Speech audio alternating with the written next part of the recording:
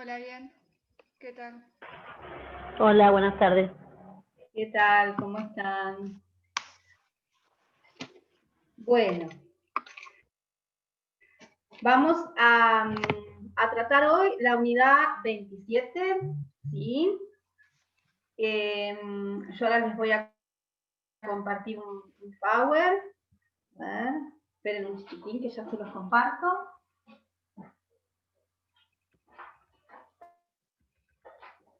¿Cómo van con la materia? Ya cuando nos queremos acordar tenemos la fecha de parcial. Ahí. Falta estudiar. Bien. Sí, ¿querías decir algo, Salomé? ¿No? Que falta estudiar mucho aún.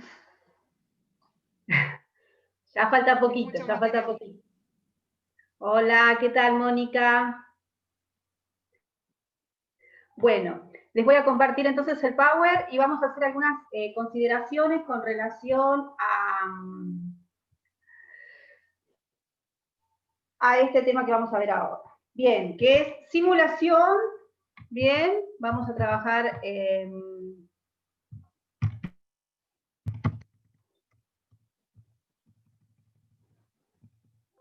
bueno, ahí lo están viendo en pantalla, chicos. Bueno, entonces, ¿lo ven?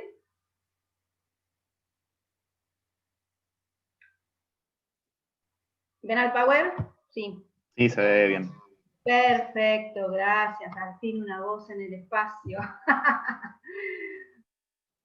Bueno, vamos a retomar un poquito los conceptos que explicó en la clase anterior la doctora Beatriz Molina González y vamos a dar algunos ejemplos y ver cómo funciona bien la simulación, las implicancias que tiene en torno a la prueba. Acá hay muchas consideraciones cuando hablamos de la simulación. Recuerden que este tema se desprende, por así decirlo, de cuando tratamos en aquel momento el patrimonio como prenda común de los acreedores. Bien, que el patrimonio va a ser lo que va a garantizar al acreedor saber que su deudor va a cumplir, que va a hacer frente a sus obligaciones. En este caso, cuando hablamos de simulación, les voy a adelantar y después vamos a empezar a desmenuzar los conceptos, los detalles y las particularidades. Cuando hablamos de simulación, nos estamos refiriendo a un acto que no ocurrió, pero que tiene una apariencia que exterioriza como si hubiera ocurrido. Y paradójicamente, esa apariencia que exterioriza lo posiciona al deudor, a la persona que realiza la simulación, en una situación, por así decirlo, de inferioridad o en una situación en donde queda con menos dinero, queda en una situación de menor solvencia y con esto menor posibilidad de poder hacer frente a las obligaciones, queriendo que esto ocurra. Lo busca esa finalidad. Podemos pensar empleadores, podemos pensar que ante un crédito laboral, el empleador, el patrón dice me van a hacer un juicio y empieza a poner los bienes a nombre de otra persona. Podemos pensar que ante un divorcio, la persona, uno de los cónyuges que tenga bienes a su nombre, empiece a crear una situación como si fuera verdadera y no la es, generando a lo mejor deudas que no existen, con la intención de que quien quiere efectivizar bien por esos bienes, ya sea por un tema de alimentos, ya sea por otras situaciones, se vea en una situación inferior. Entonces, se crea una apariencia jurídica de un acto que en realidad no ocurre y con la intención de perjudicar a otro, que no está en ese acto, que está afuera, viene a ser un tercero interesado. ¿Bien? Entonces, vamos a ver qué requisitos nos pide la ley, vamos a ver qué acciones nos otorga la ley, vamos a ver los plazos de prescripción, las pruebas, todo esto con algunos ejemplos como para que ustedes los puedan tener más gráfico y no solamente con lo que dice el Código Civil y Comercial, sino ampliando un poquito el panorama. Entonces, en el artículo 333 ya del Código Civil y Comercial, ustedes van a encontrar una definición del tema. Y yo acá puntualmente marqué bien los casos en donde estaría indicándonos que estamos en presencia de una simulación. Fíjense, una doctora, situación en la que nos plantean... Mónica ¿Sí? habla. Mónica, ¿Sí? a ver si puedo prender la cámara. A estos actos, no lo puedo prender. Estos actos son ilícitos, en realidad, ¿verdad? Ah, acá estoy. Sí. Yo no te diría que el acto es ilícito, ¿bien? Nosotros lo que vamos a ver es que se realiza... Yo te pregunto, Mónica, ¿la compraventa es ilícita? No es ilícita. ¿La donación es ilícita? No es ilícita. Bien. Ahora, si yo realizo un acto en apariencia, como estamos diciendo, de otro, Ahí está actuando de mala fe. Estoy actuando de mala fe. Lo que va a ser ilícito o no, y eso es lo que vamos a analizar hoy, es la simulación. Exactamente, es lo que yo decía, son actos ilícitos. No es lo mismo decir acto ilícito que decir que la simulación es ilícita. Perfecto, perfecto. Podríamos decir, o sea, yo lo que no quiero es que confundan, ahora lo vamos a analizar, ¿sí? Ya después al final lo retomamos aquí. Entonces, decimos que se realiza un acto jurídico bajo la apariencia de otro. También es simulado, ya estoy con el ilícito, cuando contiene cláusulas que no son sinceras. Por ejemplo, yo podría decir que el precio del alquiler es 10.000 pesos, cuando el precio del alquiler lo pactamos en 50.000. ¿Bien? Ahí sería una cláusula del acto que no es sincera, no es real. O cuando las fechas no son verdaderas. Digo que este contrato lo celebré hace un año atrás y en realidad lo celebré hace 2 meses. También les dice el Código Civil y Comercial cuando hay una transmisión de derechos a personas interpuestas. Este tema lo dejamos ahí y lo voy a retomar, de personas interpuestas, lo voy a retomar en breve. Se los voy a explicar puntualmente más adelante. ¿Cuáles son los elementos que vamos a ver en la simulación? ¿Cuáles son los elementos? Lo primero que tiene que ver una discordancia, una falta de congruencia, una falta de engranaje, una falta de consistencia. ¿Entre qué? Entre la voluntad interna y la declarada. Yo, en realidad, estoy firmando un contrato de compraventa, pero lo que estoy haciendo es una donación. Lo estoy regalando, a lo mejor a un hijo, la propiedad, pero lo hago figurar como una compraventa. O puede ser que figure que estoy realizando una compraventa, pero en realidad el bien no va a salir de mi patrimonio, queda. Es totalmente falso ese acto. Entonces hay una incongruencia entre esa voluntad declarada que aparece en el acto, que es simulado, en el acto aparente, y lo que realmente está queriendo realizar. No es que la persona cree vender y se equivoca, no, la persona lo realiza con la intención de vender y que aparente que está vendiendo, pero en realidad no está vendiendo nada porque queda en su patrimonio. Ejemplo, podría ser, no es que solamente este caso exista, puede haber muchos ejemplos. Un ejemplo que les dije hoy, el empleador que tiene un juicio laboral y que no sabe cuánto lo van a condenar a pagar. Y dice, yo pongo los bienes a nombre de mi yerno.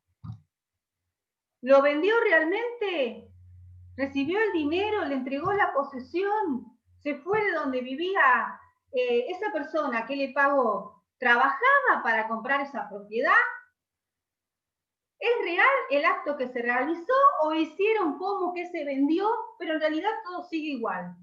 La persona sigue viviendo, no le entregó dinero, no tiene trabajo para haber comprado el bien.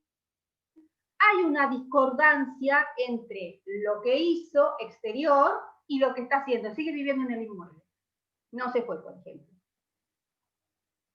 Entonces, esa discordancia entre la voluntad declarada y la voluntad interna está presente.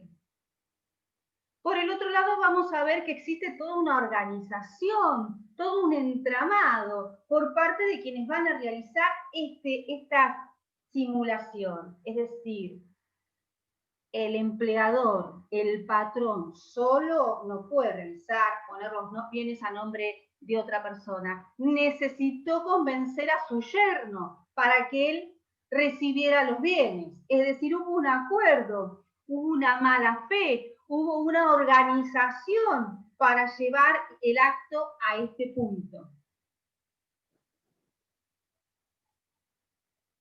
Y se hizo con una finalidad. No se hizo porque, bueno, no sé, qué sé yo, lo quiero a mi yerno, entonces como lo quiero a mi yerno, lo pongo los bienes a nombre de él. Eso con ese ardid, ese dolo que siempre decimos, eso con esa intención de que, sí, de que los, Mónica, de que los acreedores se vean perjudicados, con esa intención de engañar a los terceros. Para perjudicar a terceros, eso es lo que quería acotar, doctora. Exacto. Entonces vamos a encontrar estas tres, es todo un entramado que encontramos que lo que dice no se condice con la situación real. Hay una organización en las personas que intervienen en la realización de esa simulación, porque imagínense que es como montar en escena un acto. La operación jurídica considerada, que era la compraventa, fueron a la escribana, no es que la escribana haya hablado de mala fe, no, que ya va a venir la doctora Laura Garate, la escribana, y va a decir qué están diciendo los escribanos. No, digo de que fueron a la escribanía, firmaron la escritura traslativa de dominio, pidieron los certificados, él dijo que vendía, el otro dijo que compraba con dinero propio. Entre los dos se pusieron de acuerdo, comprador y vendedor, para engañar a los que están fuera de ese negocio que celebraron. Y con la intención, con algo en mira, que es perjudicar. Bien. Y acá, entonces, empezamos a encontrar esto que comentaba Mónica, muy bien, Mónica, que tenía que ver con el tema de la licitud o la ilicitud por un lado. Cuando nosotros hablamos de la clasificación, ya voy a ir al chat, chicos, que veo que hay 3 mensajes. Bueno, cuando nosotros hablamos de la clasificación de la simulación, vamos a ver que la simulación puede ser lícita. ¿Bien? Por ejemplo, ¿cuándo podríamos pensar que es lícita? En principio, decimos que va a ser lícita cuando no hay una intención, en realidad decimos, cuando no hay una intención de perjudicar a otros. Yo no quiero perjudicar a otros. Por ejemplo, termino de explicarles esta filmina y voy al chat, que tengo curiosidad por ver qué están preguntando. Por ejemplo, yo me voy a vivir a España y digo que la moto que tengo la voy a poner a nombre de mi sobrino. ¿Para qué? Para que él la pueda usar, para que si él la quiere vender, la venda. pero en realidad yo no se la vendí a mi sobrino. Hago como que se la hubiera vendido para que él disponga. Y si el día de mañana le digo, vende la moto, él la vende. Y si necesito algo, a lo mejor me gire. Pero yo no tengo acreedores, no tengo deudas, no quiero perjudicar a nadie. En realidad lo estoy haciendo por una cuestión organizativa. Si él quiere venderla el día de mañana, que la vende y cómo la va a usar. Si le pasa algo, tampoco quiero figurar como responsable. Entonces le digo, la vas a usar vos, te la dejo a vos, hagamos un contrato, un boleto, inscribamos la misma, la transferencia, y vos vas a ser entonces el responsable del vehículo y demás. Vengo de España o vengo del extranjero, vuelvo y le digo, bueno, ahora ¿sabes qué? Me fue mal en España, necesito la moto. No, la moto no te la quiero dar. Sí, me la tenés que dar porque es mía. No, no te la voy a dar. Pero sí, me la tenés que dar. No, ¿sabes qué? No te la voy a dar. Ah, ¿no me la querés dar? Le digo, bueno, mira, voy a hacer una acción judicial porque no me querés restituir el bien porque habíamos simulado la venta, pero en realidad no era una venta tal, era una venta lícita, porque era una simulación lícita, no teníamos intención, yo no tenía intención de perjudicar a ningún acreedor y no tenía ningún acreedor en definitiva. Entonces puedo intentar una acción, bien, yo como parte en esa simulación, contra mi sobrino para que me restituya. Pero Ahí ¿cómo demuestra? De una ¿Cómo demuestra esa situación? Bueno, ya vamos. Primero tengo que decir qué es. Después vamos a ver. ¿Quién preguntó cómo demuestro? Elizabeth. Elizabeth. Bien. En principio te voy a nombrar una palabra. En principio. Pero ya lo voy a explicar. Hoy se van a ir con todo el capítulo visto, ¿sí? De la novela. Con la palabra, ¿cuál es? ¿O quién se imagina que sabrá cuál es la palabra? Que tendría que decir como abre tu contradocumento. Contradocumento. Exacto, muy bien, contradocumento.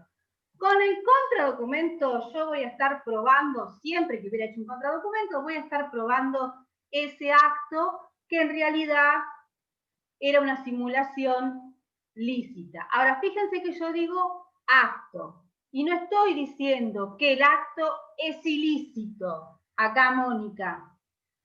¿Bien?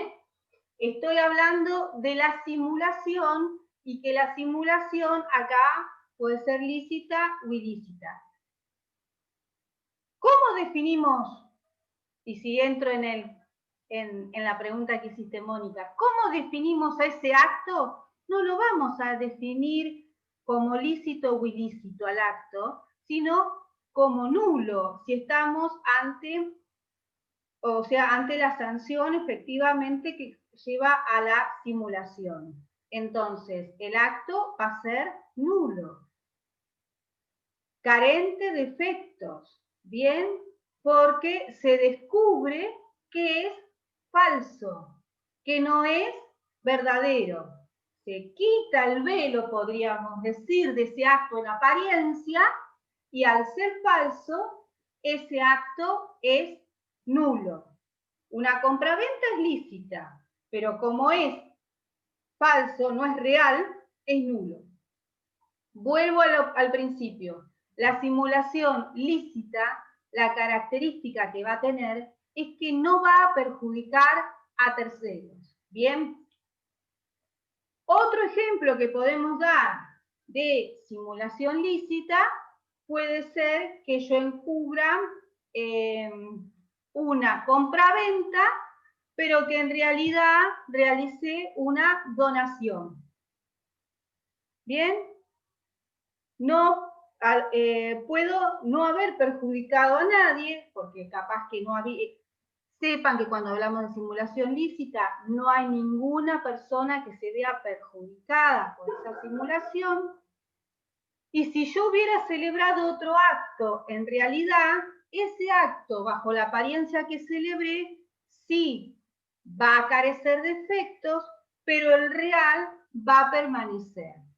Por ejemplo, si yo simulé que hice una compraventa y está toda la apariencia de que era una compraventa, pero en realidad una donación, La compraventa quedará sin efecto, pero la donación, bien, el acto real, que será verdadero, en la medida en que no perjudique no se haya hecho con la intención de perjudicar.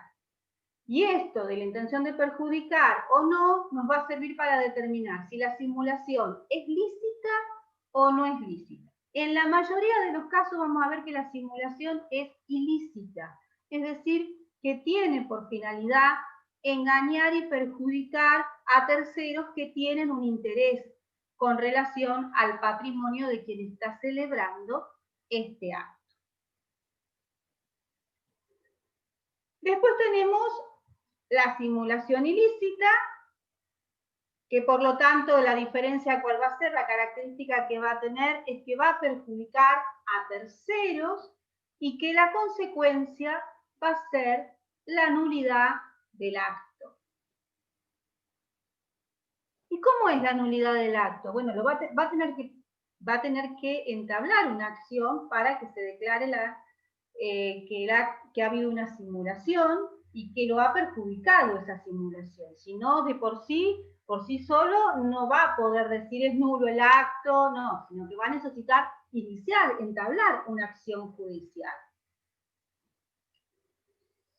Entonces, ¿por qué es importante saber la distinción entre si estamos ante una simulación lícita o una simulación ilícita? En principio vamos a decir que cuando la simulación es lícita y se hubiera encubierto otro acto, ese otro acto va a continuar válido, va a ser eficaz, pero no el acto que se simuló. En el ejemplo, por ejemplo, en el ejemplo que les mencionaba de que hice figurar una compraventa y en realidad era una donación. Bien, porque mi sobrina no me puede comprar nada y como donar no puedo donar porque me dice la ley que no puedo donar el único bien inmueble que tengo y no tengo parientes, no tengo nada, hago una compraventa para que el día de mañana no tenga que pagar a lo mejor una sucesión o no tenga que hacer trámites y ya dejarle todo organizado. Entonces hago una simulación, pero no con la intención de, si apagamos el micrófono, pero no con la intención de perjudicar a No, yo quería hacer una pregunta, doctora. Que hay un acto ahí, entonces, si se entablara una acción por esa simulación, ¿qué pasaría? Quedaría sin efecto la compraventa y habría que ver bien en la medida en que sea válido el acto que encubre, será eficaz. Y ustedes podrán decir, doctora, si era el único inmueble, no tiene manera de sobrevivir ese acto, porque también van a declarar la nulidad. Ustedes ya han visto seguramente las consecuencias de la donación, y si una persona dona el único inmueble que tiene, no se puede, a menos que se reserve el usufructo. O sea que para que pueda perdurar ese acto que está encubriendo como eficaz, ese mismo acto tiene que reunir las condiciones para ser válido. Caso contrario, también caerá. Y esto así se los explica Rivera en la bibliografía que ustedes tienen. Sí, ¿quién me quería preguntar algo? Yo, doctora, le Quería preguntarle si esa simulación de una venta de un inmueble sea en carácter de simulación de donación, pero la donación es onerosa o gratuita, esa donación, para que sea lícita. Porque toda donación tiene que ser ante un instrumento público. ¿Podés repetirme la pregunta, Mónica? ¿Cómo? ¿Podés repetirme la pregunta, Mónica? Le quiero preguntar si esa simulación de un boleto de compra-venta a un tercero que lo dona en carácter en forma onerosa o gratuita. Porque yo tengo entendido que toda donación tiene que tener una escritura pública. Bien. Sí. Creo, Lo que no sé, pasa a lo es que mejor no estoy se va a ver. confundida, pero tengo duda. Claro, lo que pasa es que no se va, claro, lo que pasa es que no se, en este caso, no se va a ver formalizado el acto escriturario. Es decir, ahí vas a encontrar la discordancia entre la voluntad interna y la voluntad declarada. Yo en realidad quiero donárselo y hago figurar que se lo vendo. No hay ningún documento que diga que lo doné, porque si no, no hay simulación. Entendido, doctora. Entendido. Porque me fui del tema, de la simulación. Discúlpeme. Está bien. Ahora está más claro. Está claro, Doctora, para eso están las clases, por eso, para eso estamos. Así que no hay ¿le puedo hacer problema. Ahora, le como puedo hacer estoy una compartiendo pantalla, no puedo ver el chat. Así que cuando termine, contestamos todas las preguntas. ¿Le puedo hacer una consulta? ¿Qué pasa si ¿Quién pregunta? el sobrino, Sí, decime, Elizabeth, sí. ¿Qué pasa si el sobrino vende el vehículo antes de que vuelva y cuando vuelve de viaje se Eso lo encuentra con... vamos, bueno, eso lo vamos a ver, ya lo vamos a ver. Ahora vamos a ver las clasificaciones y después vamos a ver las consecuencias. Entonces, simulación lícita, simulación ilícita. Después tenemos simulación absoluta y simulación relativa. Cuando hablamos de la simulación absoluta, significa que las personas, como se dice, han querido dar una ilusión sin contenido. Es decir, han realizado un acto ostensible, pero no ocultan un acto real. Por ejemplo, el caso que yo les daba del empleador que dice, voy a poner los nombres los bienes a nombre de mi yerno, pero en realidad siguen estando bajo mi poder los bienes.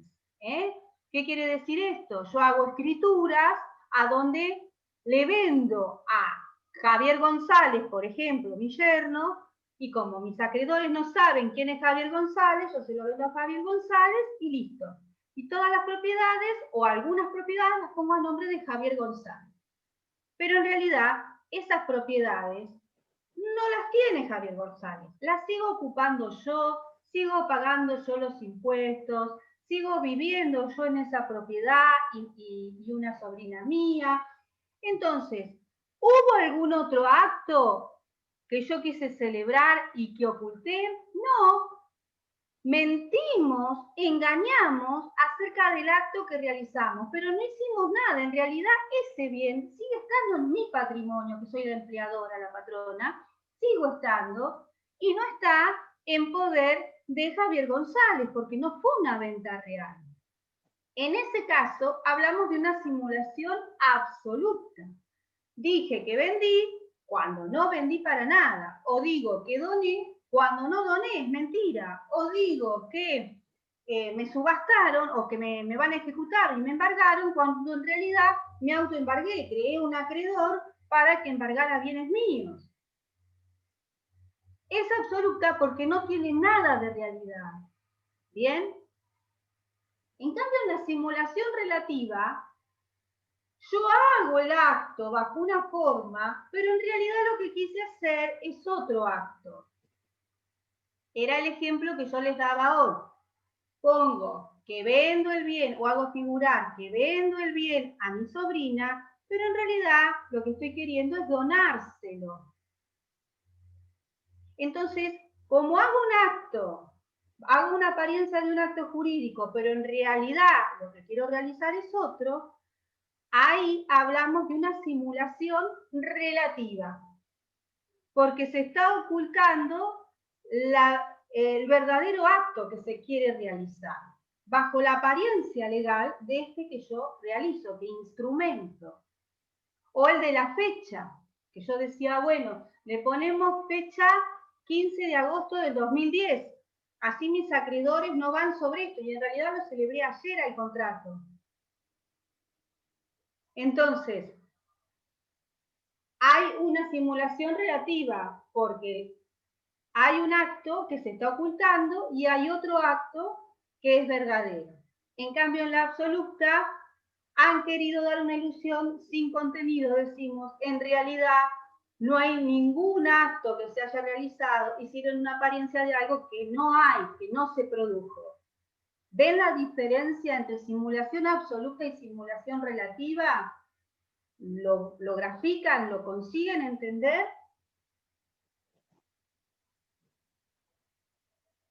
Bueno, espero que sí, que estén ahí todavía. Que no estén simulando que están y no estén. Bueno, y después tenemos la simulación por interpósita persona.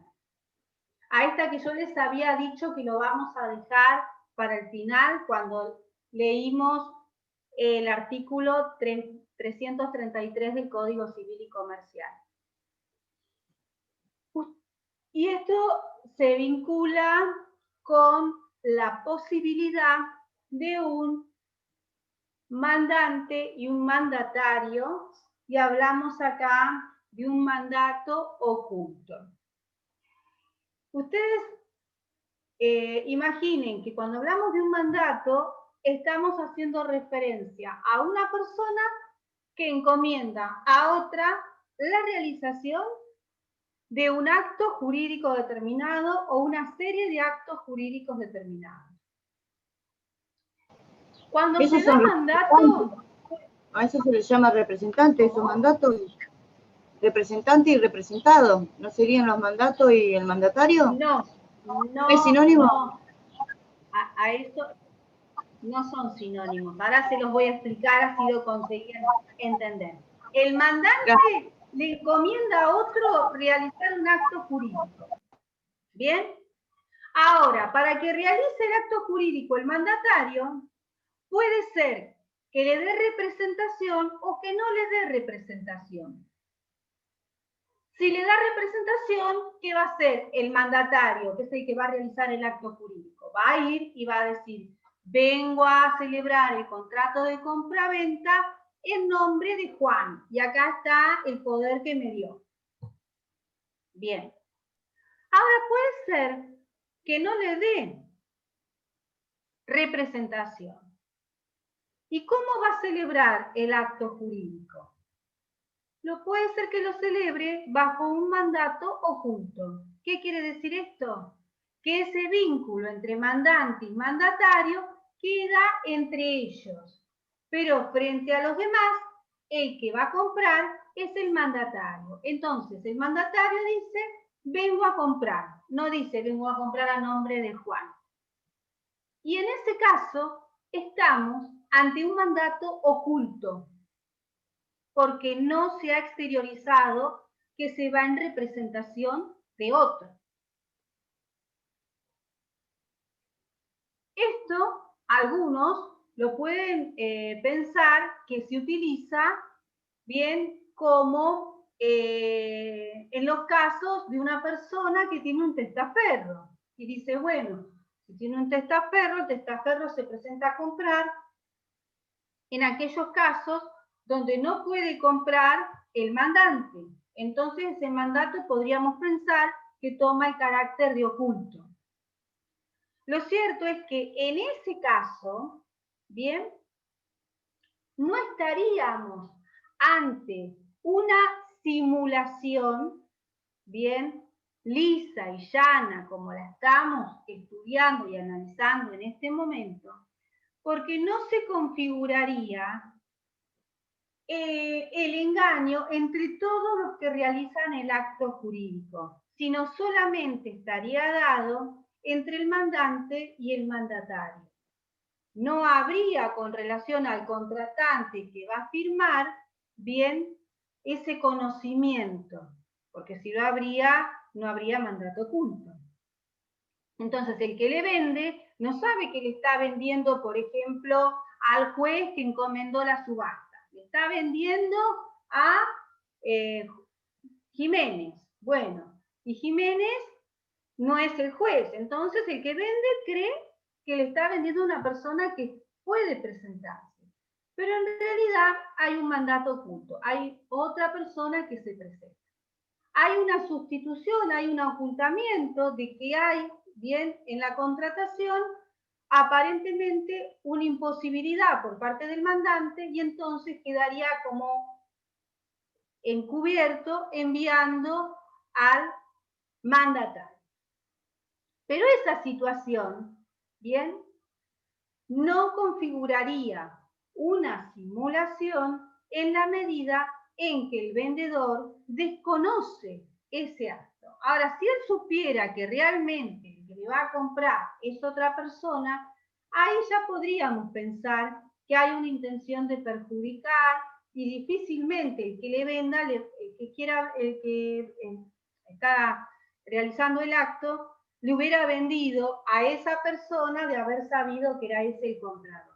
O sea, no hay una real simulación en este caso porque no se dan los elementos que vimos al principio.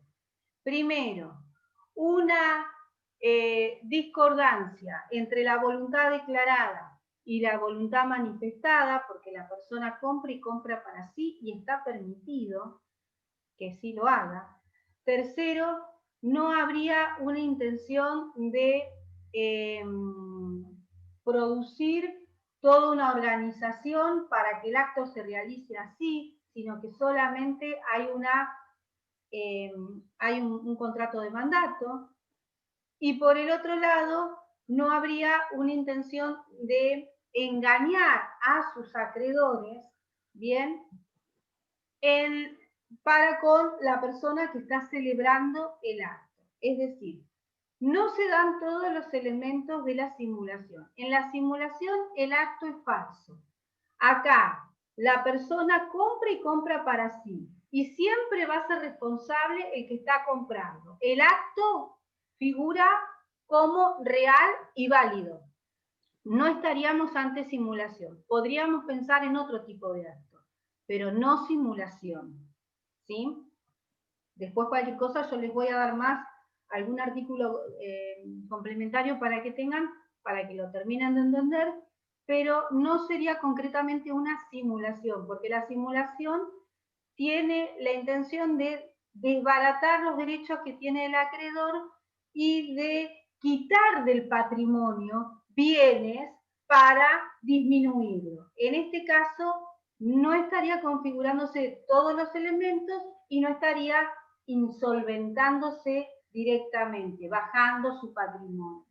¿Está? Bien. Después tenemos la otra acción. Entonces, cuando nosotros hablamos de simulación, tenemos dos acciones. Una es la acción que pueden intentar las partes en la medida en que la simulación sea lícita. Cuando la simulación es lícita, se confiere acción y las partes que han realizado el acto simulado se pueden hacer reclamaciones entre ellas. Esa es una acción. Y por el otro lado, vamos a encontrar las acciones que pueden realizar los terceros cuando la simulación es ilícita. ¿Está?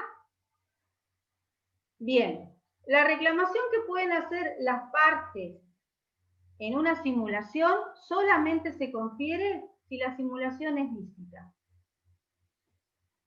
¿Cuáles son, bueno, los requisitos para que las partes? ¿Por qué acá las partes van a hacer? A ver, pensemos, ¿por qué las partes van a entablar la acción de simulación? ¿Cuál será la finalidad?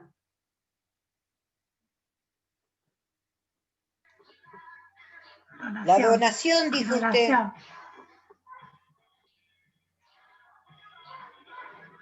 Silvina, ¿estás dando vos una respuesta?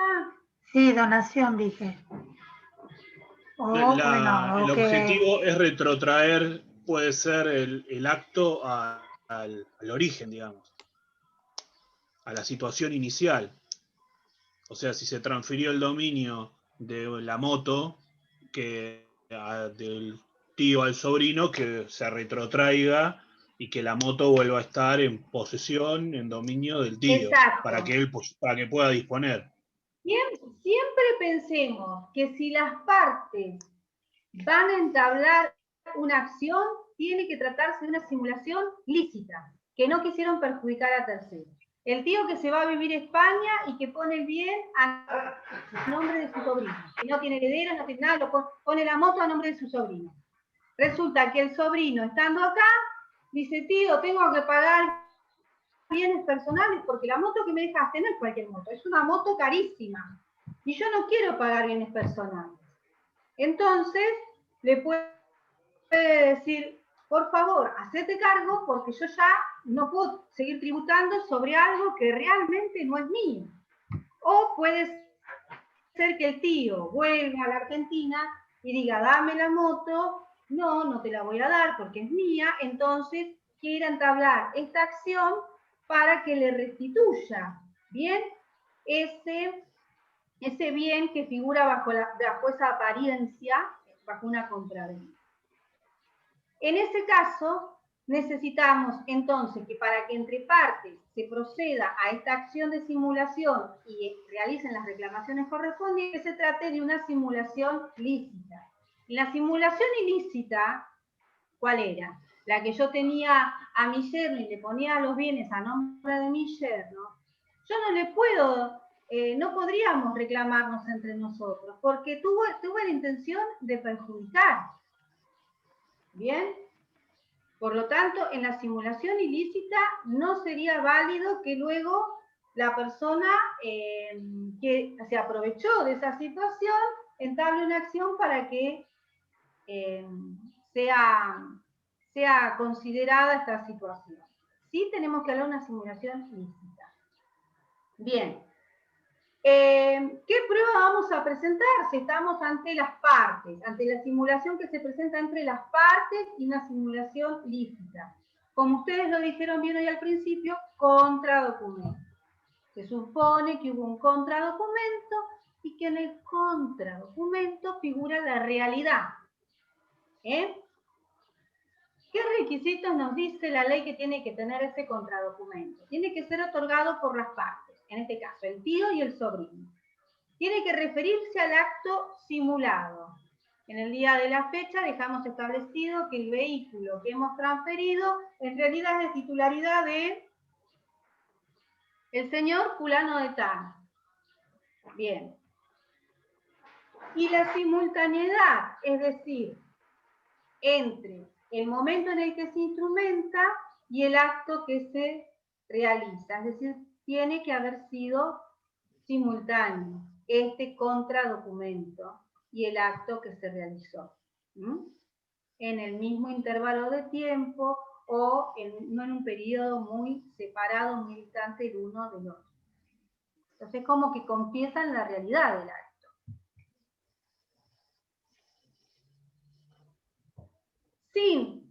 ¿Cuál es la importancia del contradocumento? Que sin contradocumento se va a presumir, nuestro Código Civil y Comercial actual indica que sin contradocumento se presume la sinceridad del acto. Es decir, si verdaderamente el tío vendió, no puede después venir y decir, ay no, en realidad no era verdadera esa venta, era simulada. Bueno, ¿tiene alguna prueba? Y no, el contradocumento nunca lo hicimos, nunca lo firmamos. Bueno, ¿cuál sería acá la situación? El principio general en materia de prueba, que quien invoca tiene que probar. Quien dice que el acto es simulado de las partes, va a tener que probarlo. Si el tío dice que el acto es simulado, lo va a tener que probar el tío. Si el sobrino dice que el acto es simulado, lo va a tener que probar el sobrino. Pero actualmente lo que se considera es que el demandado, bien, por la acción de simulación entre las partes, el demandado en la acción de simulación entre las partes, no podría mantenerse tranquilo diciendo, bueno, que el otro pruebe, yo no digo nada, o yo voy a negar todo. Es decir, se necesita que él también realice cierta actividad procesal para demostrar. Es decir, que no se mantenga en una postura pasiva, total como el que alega pruebas, sino que se exige que el demandado también acredite cuál es su situación y no que simplemente haga una negativa generalizada Pe, o mantenga silencio. Perdón que la interrumpe. Sí. ¿Usted está pasando el power? ¿Sí? Ah, pues yo estoy ¿No lo viendo están el viendo? círculo 333, no sé los demás. No, va por el Power No, está 7. en la No, va importancia. por la 7. La Está en la 7. importancia. A mí se me ¿La ¿La quedó... están viendo los demás o no? Sí, En la sí. importancia está en este momento. A mí se me quedó en el primero, ok. Igual, chicos, sepan que el Power lo voy a subir y sepan que la clase también está en YouTube y la vamos a publicar en enlace en el campus, ¿sí? Se está grabando la clase. Bien. Entonces, lo que decimos es que no se espera que el demandado esté tranquilo diciendo, ah, bueno, total, el otro, el que alega, prueba, yo me quedo tranquilo, hago una negativa. No, él también pruebe. ¿Y cómo va a probar? Supongamos que es mentira, que no hubo una simulación. ¿Cómo prueba el demandado que no hubo una simulación? Entre partes. Si yo quiero demostrar que no hubo una simulación, no que la hubo, que no la hubo. Que le pagó, tiene el recibo, demostrar que tenía la plata y que le... Muy y bien, exacto, Bueno. que le pagó. ¿Y qué más? ¿Y cómo acredita que le pagó?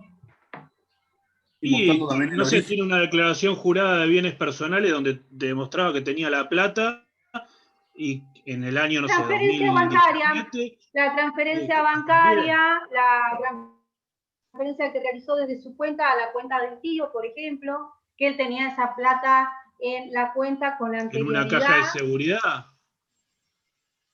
Bueno, ya en la Porque caja de seguridad no sabemos qué tiene. Él tenía, ahí ya, bueno, vamos a ver. Bueno, pero si tenía la declaración jurada de bienes personales del dinero declarado en el año 2017, y en el 18 ese dinero ya no lo tiene y ¿Con tiene... quién estoy hablando? ¿Con un contador? ¿Con un contador? No. Sí, ¿Sos contador? sí. No, porque yo todo eso no lo sé. ¿En serio sos contador? Sí, si no, no voy a hacer ostentación de un título. No, ¿sabés por qué te pregunto? ¿Sabés por qué? Porque en contrato, yo también estoy en contrato, para los que se anoten, estoy en la comisión con la doctora Claudia Bricio, y en contrato también tengo un contador como alumno. Bienvenido a la Facultad de Derecho, entonces. Bienvenido a la Facultad de Derecho. Bueno, entonces, nosotros vamos a poder acreditar, como lo dice acá, un contador ya titulado, con la declaración de bienes, con los movimientos de cuenta. En la caja de seguridad hay que ver qué es lo que tenía, porque en la caja de seguridad puede ser que se haya declarado tanto valor, pero no concretamente qué es lo que compone. Pero bueno, ahí me está dando datos de que tiene ingresos el comprador para haber realizado una compra y no que ha sido un acto similar. Y a la inversa, si fue simulado, el tío ¿qué va a decir? Fue un vago, no trabaja, no tiene cuenta, nunca se acreditó el pago, no hubo transferencia, el seguro lo sigo pagando yo desde mi cuenta, las patentes que devenga, tengo el débito automático en mis cuentas, o sea, ahí va a quedar claramente plasmada bien con esa otra prueba, ¿quién parecería en realidad ser el verdadero dueño? Si uno u otro. Cuando hablamos del contradocumento, y ahora vamos a analizar un poquito esto de la prueba del contradocumento. Sepan que con la prueba del contradocumento, la doctrina va a estar dividida. Ahora, acá yo les voy a dejar un concepto de contradocumento, pero nosotros decimos que la doctrina está dividida. En principio van a ver que Julio César Rivera, por ejemplo, considera que si no se tiene el contradocumento, en esto que sería en una simulación lícita, no habría posibilidad de acreditar. Pero hay otro sector de la doctrina que entiende que en realidad tenemos que tener un concepto amplio, no quedarnos solamente con ver si está el contradocumento o no. Cuando decimos que es el contradocumento, decimos que es una declaración de voluntad formulada por escrito entre las partes, yo les había dado el ejemplo recién, de carácter generalmente secreto. Obviamente va a ser secreto. Esto no está escrito, es decir, como decíamos hoy, bueno, si hizo una compraventa y en realidad quería hacer una donación, ¿escrituraron la donación? No, en ese caso es secreto, no está realmente revelado. Y destinado a probar que el acto ha sido simulado, es decir, que se ha realizado tal acto cuando en realidad es este otro. Podríamos pensar que estaría confesando que en forma escrita el contradocumento, que se realizó una compraventa, pero que en realidad el bien sigue perteneciendo al tío. O que se realizó una compraventa para la sobrina, pero que en realidad lo que la tía quiso hacer fue una donación. Pero como no podía realizarlo, lo hizo una compraventa. Cifuentes dice, solo tiene eficacia reveladora. Sí. ¿Puedo hacer la pregunta que le consulté hoy? Sí, ¿qué ocurre si la persona, el sobrino, por ejemplo, vende ese bien? ¿Qué ocurriría con ese contradocumento? Bueno, ahora ya voy a llegar. Como señala Cifuentes, solo tiene una eficacia reveladora de la realidad oculta y no tiene formas sacramentales el contradocumento. Elizabeth, con relación a tu pregunta, lo que vamos a tener que analizar son las distintas maneras en las que podemos encontrar un subadquirente. Y eso lo vamos a ver más adelante. Subadquirente a título oneroso, a título gratuito, de buena fe, de mala fe. Ya voy a llegar. Pero como yo les decía, ¿qué dice la doctrina?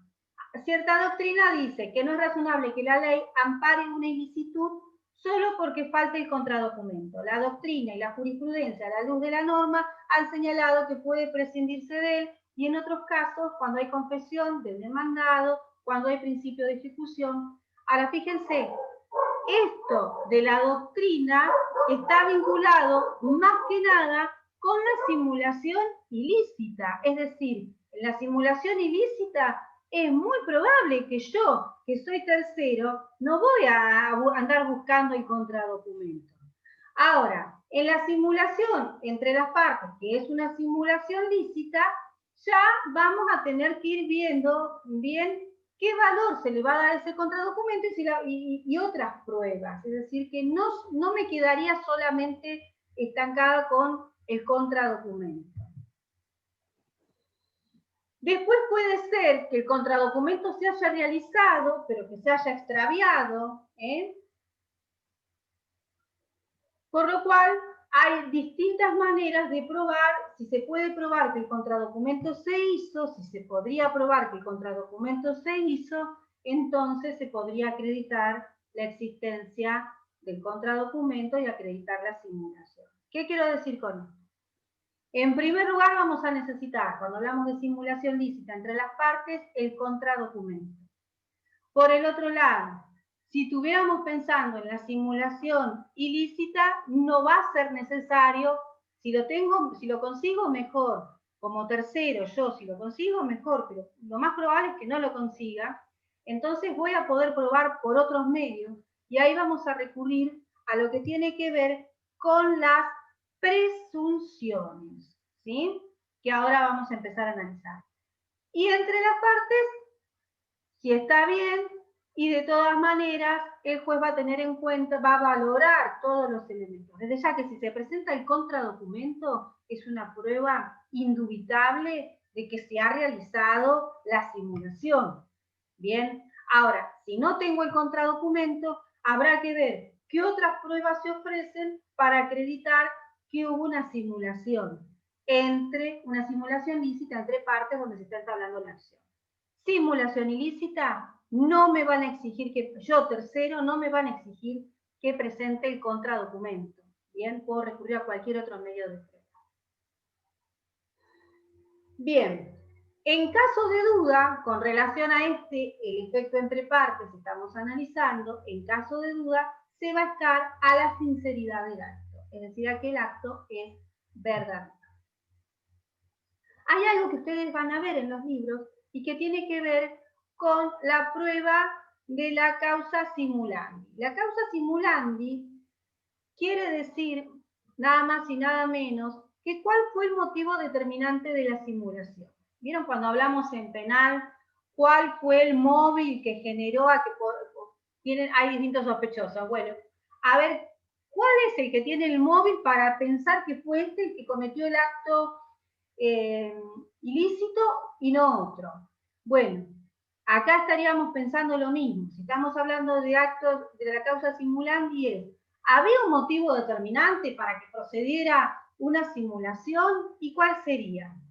Sí, tenía un juicio, iban a iniciar un juicio. Sí, se estaba presentando en situación de insolvencia con sus acreedores. Sí, se estaba divorciando y no quería que la mujer viera que tenía otros bienes. Sí, tuvo daños y perjuicios y el seguro no estaba pago y se iba a tener que hacer responsable. Entonces, la causa simulandi es este motivo determinante que lleva a configurar que la persona puede haber realizado un acto en forma engañosa, organizada, para perjudicar a los acreedores o a los terceros. Y acá sí, entonces, empezamos a analizar qué vamos a pedir cuando hablamos de la acción de simulación ejercida por terceros. ¿Quién puede plantear la simulación y que se va a plantear en sede judicial? Principalmente un tercero que haya sido afectado. Y estamos hablando de un acreedor, de un heredero, de alguno de los hijos, es decir, tiene que ser una persona que tenga un interés y que se vea afectado por el acto que realiza mi acreedor o esa persona, ¿bien? Legitimados pasivos. ¿Contra quiénes vamos a ir en la simulación?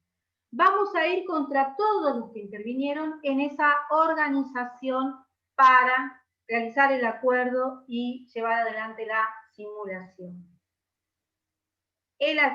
Teníamos un acreedor, teníamos un demandado, teníamos el yerno que compró, tenemos alguna irregularidad en cuanto hizo, o sea, que actuó como cómplice, o la señora que también firmó para esa venta.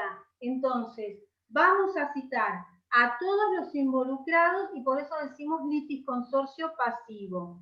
Vamos a ir contra un conjunto de personas y no contra la persona que era el acreedor, que ahora no está pudiendo hacer frente a las obligaciones contraídas o determinadas por sentencia judicial.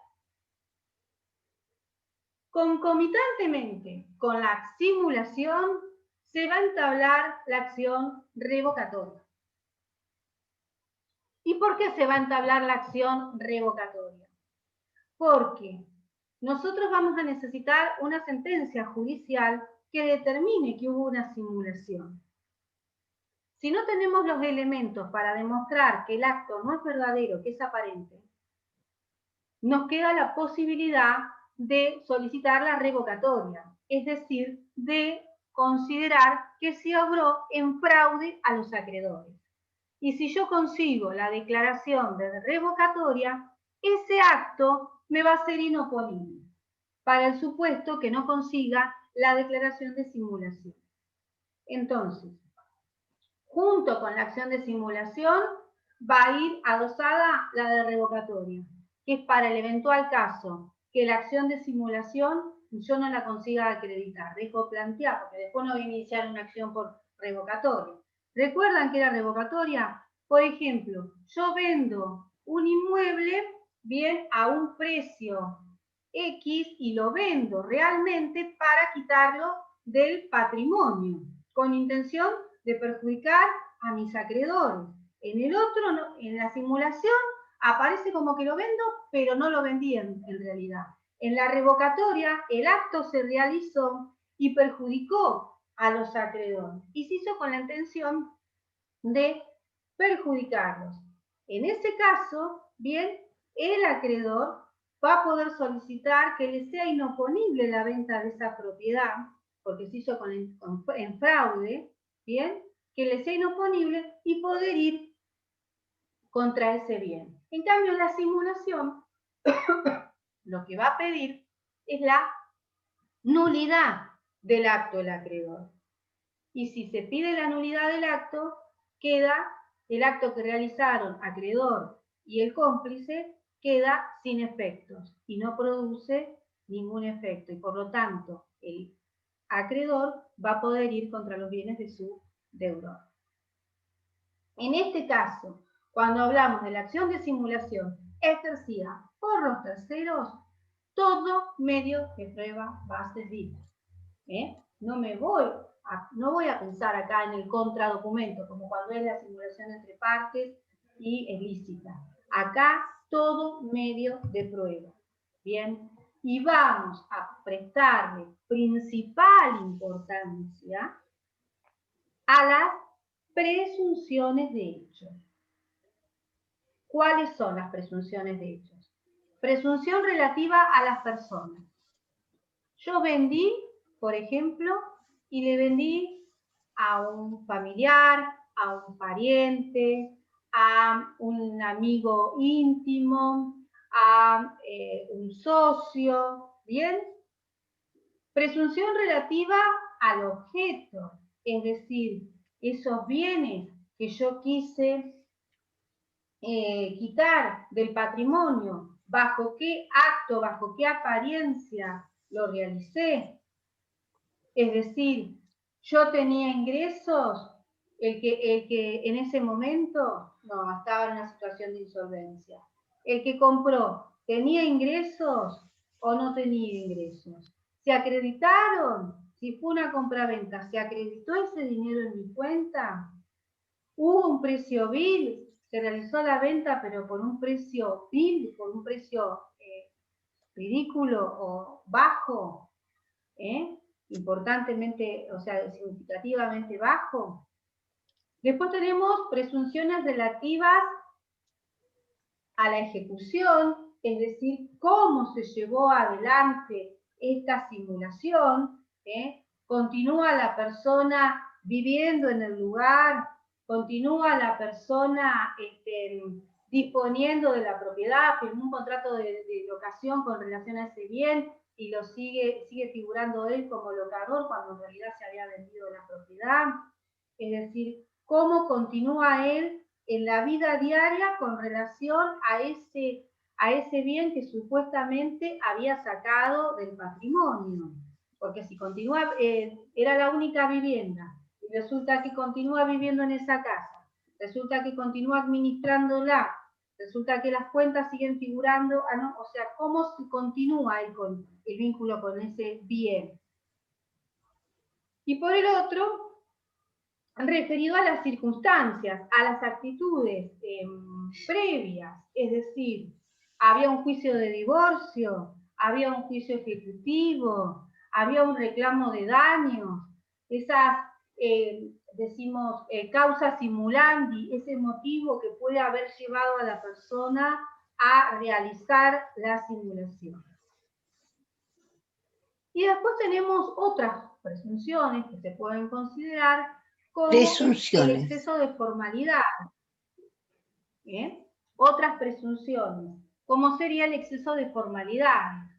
Yo no necesito decir ni la hora, ni el día, ni que es un jueves, ni de que es un lunes, ni dónde estaba en ese momento, y empiezo a detallar que encontrándome en la ciudad de Mar del Plata, acá, Lora, habiendo analizado, o sea, lo revisto de tanta, habiéndome asesorado por mis letrados y tomado conocimiento que le importa, o sea, lo revisto de tantas solemnidades, de tantas formalidades que hace sospechar, hace presumir que algo se está queriendo encubrir, ocultar bajo esa forma que se está dando. Y por el otro lado, otra presunción que podemos pensar es en la falta de necesidad de realizar ese negocio. ¿Tenía la necesidad de vender la casa? ¿Cuál era el motivo? O sea, ¿realmente era necesario ese acto que realizó o lo estaba necesitando? Y eso nos puede llevar a también, entonces, esta no es una presunción, sino que es el conjunto de presunciones que lleva a la valoración de la prueba y que el juez va a tener una, va a ser reservado en cuanto a la apreciación judicial. Es decir, que no se va a tener en cuenta solamente un elemento, sino todos los elementos probatorios arrimados a la causa. Y en este caso, las presunciones van a ser importantes. Y las presunciones, yo además las voy a tener que acreditar. Es decir, yo cómo llego a una presunción. Primero tengo que acreditar, porque si yo estoy diciendo que la persona no tenía ingresos para comprar el inmueble, voy a tener que acreditar que no tenía ingresos para poder construir esa presunción. ¿Dónde trabajaba en esa fecha? ¿Qué cuentas tenía abiertas? ¿Con qué entidades bancarias? ¿Cuáles eran sus movimientos? Es decir, no lo voy a poder declamar, sino que lo voy a tener que acreditar para que a partir de esas acreditaciones que yo hago, se generen bien esas presunciones que llevan a conformar la realización de la simulación en concreto. Entonces yo tengo que ir construyendo ese razonamiento para que el juez llegue a la presunción. No es que solamente digo, se lo vendió a un precio vil. Bueno, tengo que acreditar cuál era el precio del mercado, a qué precio lo vendió. Tengo que acreditar si realmente esa causa simulante estaba atravesando alguna situación en particular y acreditar, tramitaban tales y tales expedientes en tales juzgados. ¿Bien?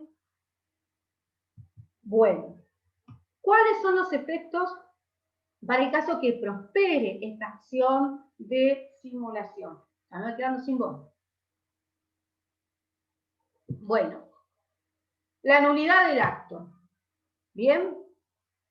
Y vamos a decir que esa nulidad va a ser una nulidad relativa, porque la va a peticionar ¿quién? La persona que se vio afectada por el acto simulado. En este caso, los terceros, llámese acreedores, llámese la cónyuge, la ex esposa, llámese los hijos. Entonces, va a ser una nulidad, la sanción es la nulidad y la nulidad relativa. Recordemos que la nulidad significa que el acto que se realizó se lo priva de efectos. No va a producir consecuencias jurídicas. ¿Bien? Y esa nulidad va a beneficiar a todos. O sea, que cae el acto que se realizó. Diferencia fundamental con la revocatoria, en donde, si yo planteo la revocatoria, lo que voy a conseguir no es la nulidad, es que me sea inoponible el acto, y que me sea inoponible para mí, que fui quien intentó la acción de revocación, y pueda seguir avanzando. Ya voy con tu pregunta, Elizabeth, creo que me habías preguntado, y acá viene.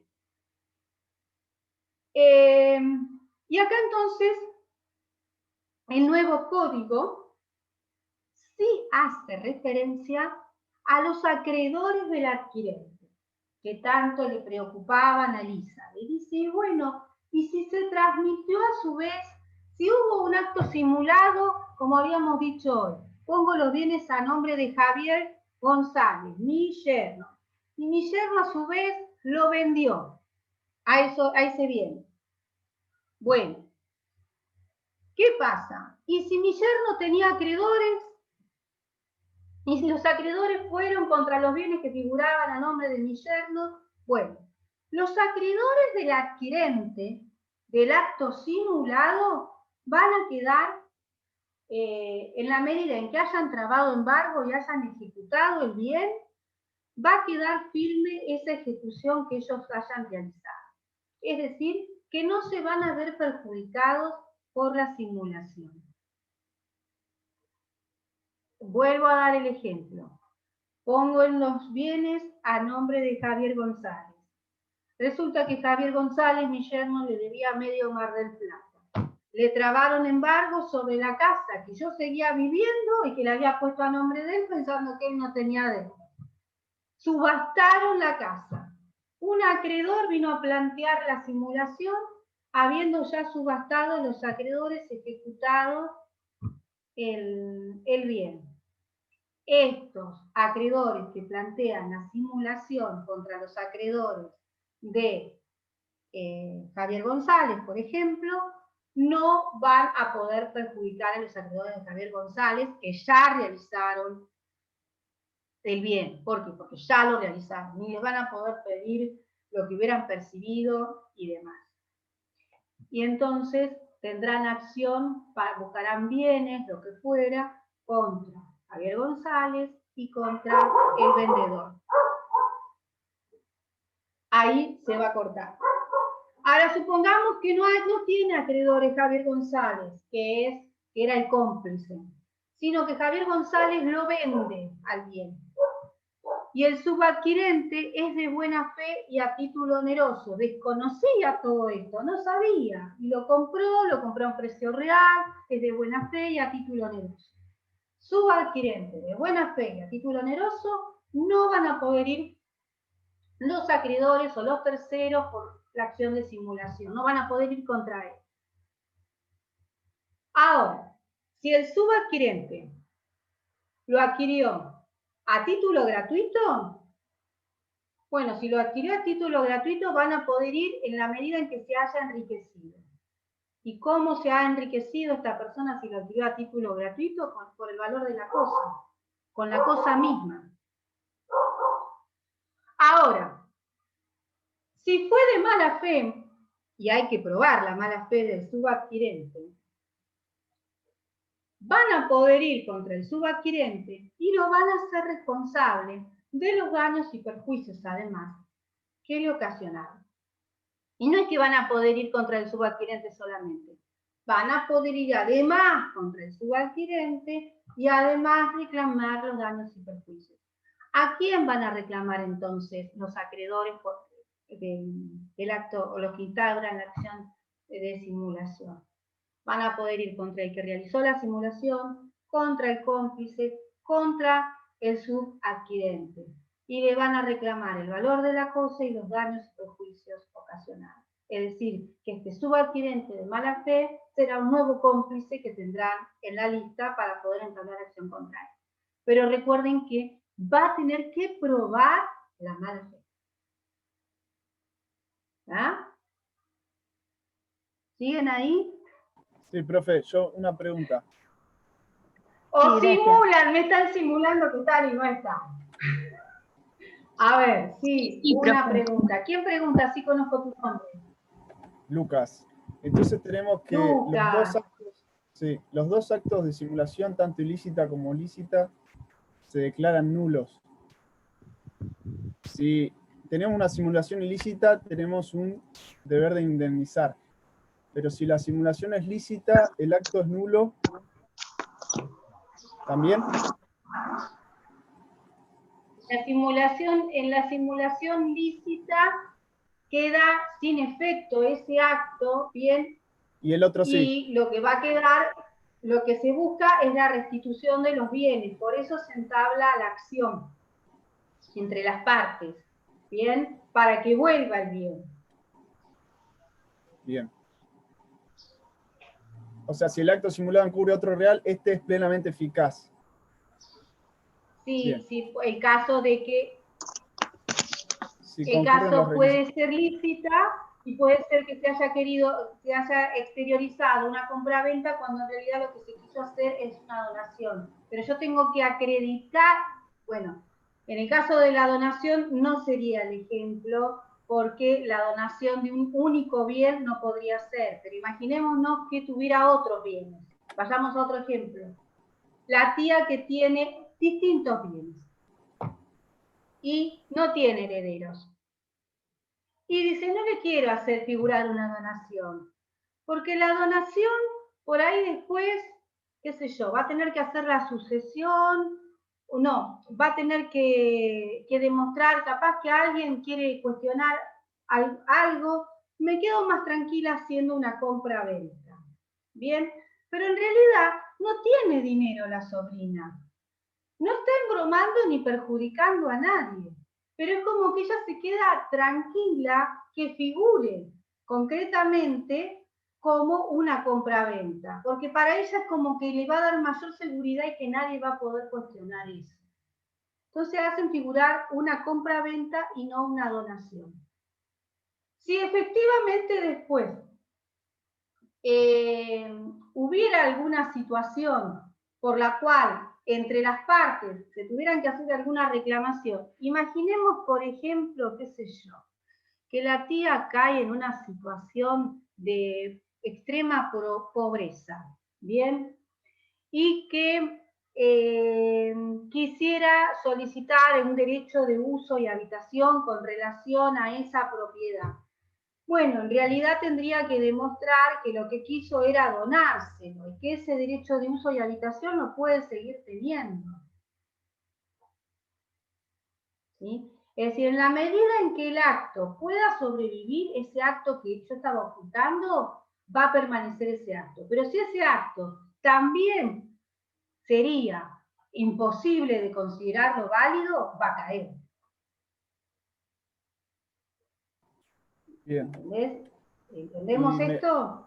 Sí, me quedó la duda entre simulación Más o absoluta menos. y simulación relativa. ¿Tiene que ver con esto? ¿Con lícito o ilícito? No. No. La simulación absoluta tiene que ver con que el engaño es total. No hay otro acto. Bien. El engaño es total. Dije que vendí y no vendí nada. Dije que doné y no doné nada. Dije que celebré un contrato de locación y en realidad no celebré ningún contrato de locación. O sea, detrás de ese acto, si lo saco, no hay nada.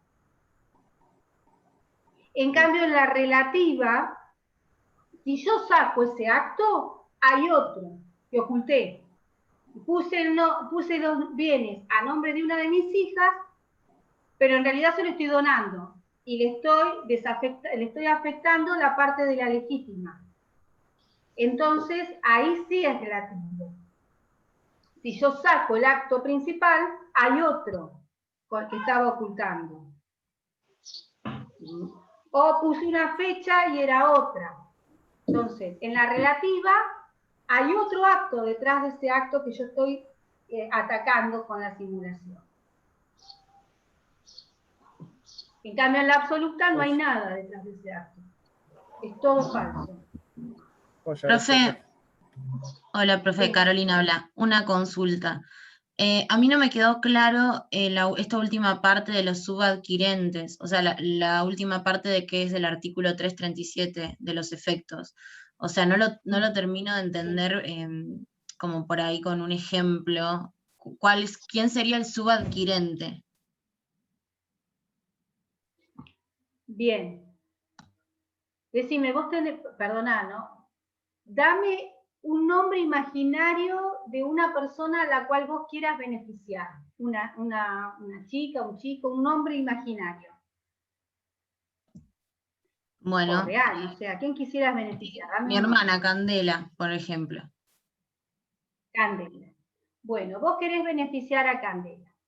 Resulta que vos estás adeudando alquileres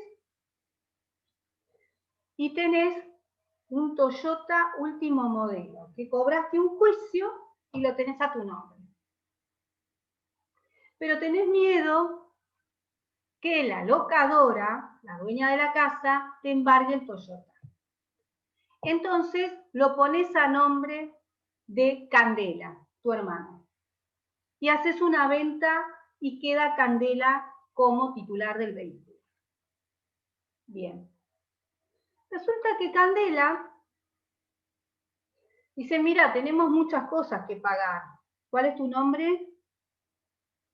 Carolina. Y la que me está preguntando, Carolina. Te dice, Carolina, tenemos muchas cosas que pagar. Y yo tengo, fíjate las patentes y demás, yo ya hace 1 año, 2 años que vengo pagando las patentes, vos me pusiste el auto a nombre mío, yo lo quiero vender. Y vos le decís, no, no lo vendas, fíjate, es lo único que tengo, ¿cómo me voy a movilizar? No, mira, yo lo quiero vender. Bueno, vendelo y veo que me compro. Y lo ponemos a nombre tuyo de vuelta. Entonces, lo vendés. tu acreedora, la locadora, la dueña de la casa, entabla una simulación. Y cuando llega, bien, al proceso judicial, se encuentra con que ese bien ya no lo tiene más a nombre de Candela, está a nombre de un subadquirente. Entonces decide entablar la acción contra Carolina, contra Candela y contra el nuevo titular del vehículo. El nuevo titular del vehículo lo compró a precio de mercado, es un pobre chorrito, por así decirlo, un pobre tipo que tiene plata, que compró el Toyota. Y en su casa estaba tomando mate con la señora y recibe al oficial notificador donde le informan que se inició un juicio contra él por simulación con relación a la venta del vehículo. Entonces este hombre que compró el Toyota va a presentar, va a un estudio y le dicen, mire, usted pagó, sí, usted hizo transferencia, ¿cómo acredita que pagó? Y no, porque yo soy empresario, yo la plata se la transferí. Bueno, vamos a presentar todo, entonces acredita que adquirió el vehículo a título oneroso y de buena fe, porque no te conoce, ni sabe nada, o sea, solamente te contactó por una publicidad que vos habías hecho en internet, que vendías el vehículo, o en la agencia lo podría haber hecho, si no. Y de esta manera se presenta para demostrar que nada tiene que ver con eso que están demandando. Si él consigue acreditar que nada tiene que ver con obra de mala fe, que obra de buena fe, a título oneroso y de buena fe, entonces no van a poder quitarle el vehículo alegando esa simulación. ¿Y qué va a hacer la acreedora? Y la acreedora buscará si a vos te transfirieron plata, ver ese dinero dónde ingresó, o si se compró otro vehículo con ese dinero, irá a embargar ese otro vehículo, pero no va a poder ir contra el adquirente, el subadquirente se dice, de buena fe y a título oneroso. Ahora imaginemos que el subadquirente en realidad es de mala fe, es el novio de Candela, y que para hacerle más complicada la cosa a la locadora, decidieron ustedes, ¿sabes quién? Vamos a ponerle a nombre de tu novio, Candela, y lo ponen al bien al nombre del novio de Candela. Bien, en ese caso va a haber que demostrar la mala fe, demostrar el vínculo que hay entre las partes, y si se consigue acreditar esto, bueno, se lo hará responsable, además, por la simulación y de los daños y perjuicios que se ha ocasionado. ¿Qué va a pasar por la simulación? Ese bien va a salir del patrimonio del novio de Candela. Ahora imaginemos que fue a título gratuito, el mismo hombre que decidieron donarle. Vamos a donarle el auto, porque en realidad, ustedes cuando estudien donación hay distintos tipos de donación. Hay una que es remunerativa. Como le debemos al arquitecto plata, le donamos el auto y con eso pagamos la obra, los trabajos que hizo en la obra. El hombre de buena fe recibe el vehículo, esa donación remunerativa, y le cae un juicio por una simulación y que tiene que restituir, y además se lo quiere hacer responsable por los daños y perjuicios. Solamente siendo de mala fe, a título gratuito, solamente se le puede reclamar en la medida en que se enriqueció, es decir, el valor y con la cosa misma, en esa medida se le va a poder reclamar. Esa sería la situación y el planteo con relación a los subadquirentes. Personas que en principio no tendrían nada que ver y que van a tener que demostrar esta situación para que no se avance contra ellos, haciéndoles saber que ese acto que celebraron es nulo. Más o menos lo entendemos un poquito mejor, Carolina. Sí, gracias, me quedó más claro. Bueno. Y ya voy terminando. Lo que tienen después es el plazo de prescripción. El plazo de prescripción es de 2 años para entablar la acción de simulación. Se dice que va a ser desde que conoció o desde que debió conocer el tercero el acto simulado. Cuestión cuestionable, que se entiende que debió conocerlo, ¿no? con una cuestión cómo se entera y qué quiere decir que debió conocerlo. O sea, esto va a dar lugar a problemas en la órbita judicial. Y con relación entre las partes, también, es decir, a la simulación lícita, van a ser 2 años desde que se realizó el reclamo al requerido, es decir, el reclamo a la otra parte del acto simulado. Por ejemplo, el tío que le hace el reclamo mediante carta documento para que le restituya el vehículo, siendo que se trataba de un acto simulado y que hay un contradocumento, una vez que realiza ese reclamo, formalmente tendría 2 años para entablar la acción judicial. En la simulación lícita, la acción entre partes. ¿Sí? Bien. De esta acción de simulación, ¿qué es importante? Ya voy terminando. Saber bien el tema de las presunciones. Saber qué se entiende por esto del contradocumento y en qué caso es necesario presentarlo y si podemos valernos de otros elementos. ¿Y qué diferencia hay con la revocatoria de repente? Que la revocatoria lo que busca es la inoponibilidad, beneficia al que la solicita, y el acto va a mantener la validez frente al resto de las personas. En este vamos a estar ante la nulidad, ¿sí? Y va a beneficiar a todos.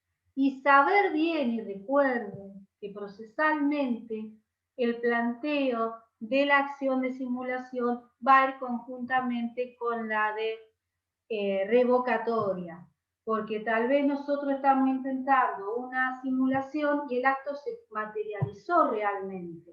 Y si se materializó realmente y me perjudicó y tengo elementos para acreditar y se dan todos los supuestos, entonces voy a pedir que me sea inoponible.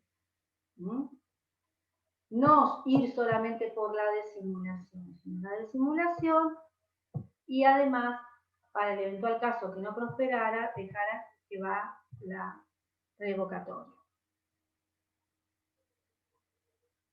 Bueno, con esto entonces estaríamos terminando la unidad 27.